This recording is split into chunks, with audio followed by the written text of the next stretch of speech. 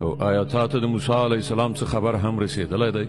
کله چې هغه یو اور ولید او خپلې کورنۍ ته یې وویل چې لږ تم شئ، ما یو اور لیدلی دی، ښایي چې تاسې ته یوه نیمه سکروټه راوړم یا په دې اور باندې ما ته د لارې په باب څه لارښوونه وشي. هلته چې ورسېده غږ وشو: ای موسی، زه ستا رب یم، پڼې دې وباسه، ته د طوا په سپېڅلي ناو کې او ما ته غوره کړی، واوره څه چې درته وحي کېږي.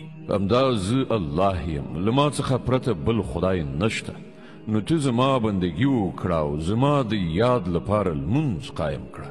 د قیامت ساعت ارومرو راتلونکی دی، زه د هغه د وخت پټ ساتل غواړم تر څو چې هر څوک د خپلو هلو ځلو سره سمه بدله ومومي. نو یو داسې څوک چې پر هغه یعنې قیامت ایمان نه راوړي او د خپلو نفسي غوښتنو بنده ګرځېدلی دی، تا دې د هغه ساعت له فکر نه منع نه کړي، که نه نو ته به په هلاکت کې وغورځېږي.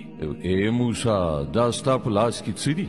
موسی ځواب ورکړ: دا زما همسا ده، په دې باندې په تکیه کولو ګرځم، په دې سره د خپلو پسونو لپاره پاڼې څنډم او هم نور ډیر کارونه ترېنه اخلم.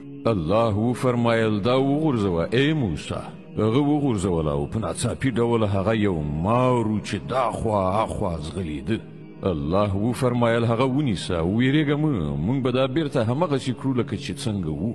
او لږ شان خپل لاس خپل تخرګ ته وروړه، بې له کوم تکلیف څخه به ځلانده راووځي. دا بله نښانه ده د دې لپاره چې موږ تا ته د خپلو سترو نښانو ښوونکي یو. اوس ته فرعون ته ورشه، هغه سرکشه شوی دی.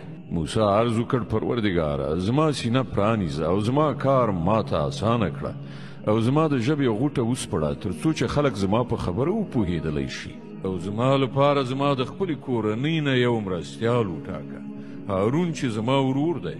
د هغه په وسیله زما مټ پیاوړی کړه او هغه زما په کار کې برخوال کړه تر څو چې مونږ ښه ستا پاکي بیان کړو او تا زیات یاد کړو.